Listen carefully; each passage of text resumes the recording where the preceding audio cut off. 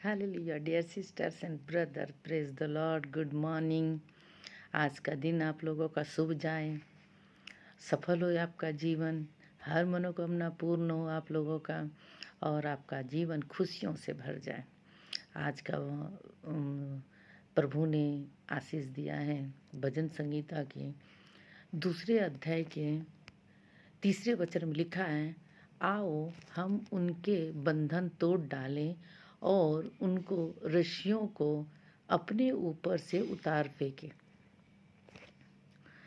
आज का ये वचन बहुत ही कठिनाई वाला है, क्योंकि ये जो बंधन है इतना कठिनाइयों से हम लोग का जीवन में लिपटा हुआ है, उतार फेंकना बहुत ही मुश्किल है।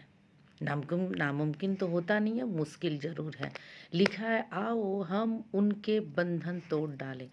किनके बंधन? संसारिक बंधन, जो चिंताओं का होता है, दुखों का होता है। ये सारे बंधन जो होते हैं हर एक के जीवन में होता है। जिसके पास पैसे हो तब भी चिंता दुख, जिसके पास पैसे ना हो तब भी चिंता और दुख, परेशानियाँ, मुसीबतें। जो सोचते वो होता नहीं है, कुछ और हो जाता है। जो चाहते वो नहीं मिलता, कुछ और मिल जाता है। सब विरोधी में ही होता रहता काम। तो ये जो एक बंधन होता है, इस बंधन को प्रभु कहते हैं कि तोड़ो। सांसारिक बंधन को तोड़ो, तभी तुम असली वाला लाइफ जी सकते हो। तो जब हम कुछ ज़्यादा एक्सपेक्टेशन रख लेते हैं तो वहाँ पर जब फुलफिल नहीं होता तो वहाँ हम लोग को क्या मिलता है? हार मिलती है, निराशा मिलती है।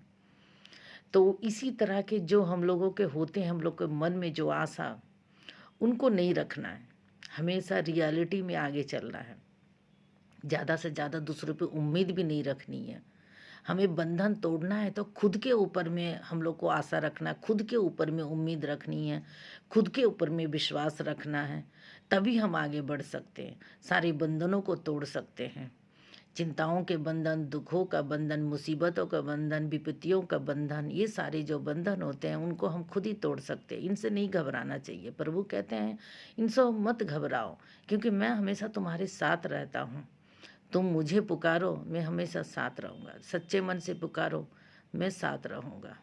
क्योंकि प्रभु को साथ रखने का मतलब है अपने शरीर को भी पवित्र करना, अपने आत्मा को भी पवित्र करना।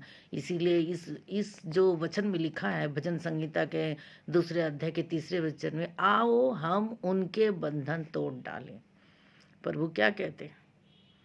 आओ।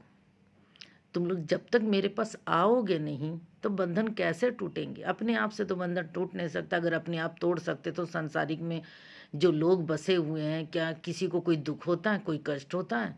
कोई कहाँ बीमारियों में फंसा, कोई कहाँ किसी मुसीबत में फंसा हुआ, उनको कोई समझ ही नहीं आ रहा है किस तरह बाहर निकले, किस तरह हम अपने आप को आगे बढ़ाएं।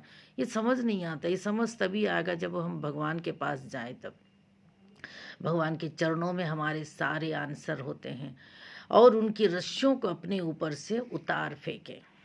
ये जो रस्सियाँ होती है चिंताओं का, विपत्तियों का, मुसीबतों का और ज़्यादा एक्सपेक्टेशन रखने का, आशा का, ज़्यादा आशा नहीं रखनी चाहिए। हमेशा ये सोचना चाहिए प्रभु ने हमें जितना दिया हमें उसी में खुश रहना चाहिए। कितने जन ऐसे होते हैं कि अपने घर में सब कुछ होते हुए भी दूसरे को देखते रहते हैं। उन लोग बहुत ज़्यादा अमीर हैं, उन लोग बहुत ज़्यादा गाड़ियाँ रखते हैं, हर साल गाड़ियाँ खरीदते हैं, हर साल साइकिल खरीदते हैं, हर साल बाइक खरीदते हैं, हर साल वो पार्टियों में जाते हैं। उनको देख देख कर दुखी होते हैं। ये सारी दुखियों का बंधन अपने ऊपर नहीं रखना है। अपने से नीचे देखिए, किसी के पास घर नहीं है, किसी के पास खाना नहीं है, उधर देखिए तो अपने आप को थैंक यू कहो कि प्रभु ने तुमको उससे कितना ऊंचा स्थान दिया है।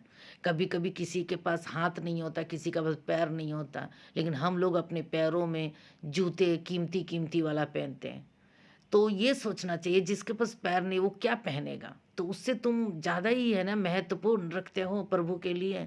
तो अपने से ऊपर देख के निराशा मत होइए। उसीलिए प्रभु कहते हैं निराशा के बंधन तोड़ो, आशा के बंधन में अपने आप को भरो। ये सारे बंधन तोड़ दो, तभी हो सकता है। तो आज का ये वचन बहुत ही आपके लिए लाभदायक है, आपके लिए बहुत ही उन्नति वाला है। इस वचन के साथ ही आप अपने मन को खोलिए, अपनी आत्मा को खोलिए, प्रभु को ग्रहण करिए, देखिए, इन सारे वचनों को देखिए और समझिए। Thank you. जय मसीह की। Have a wonderful life.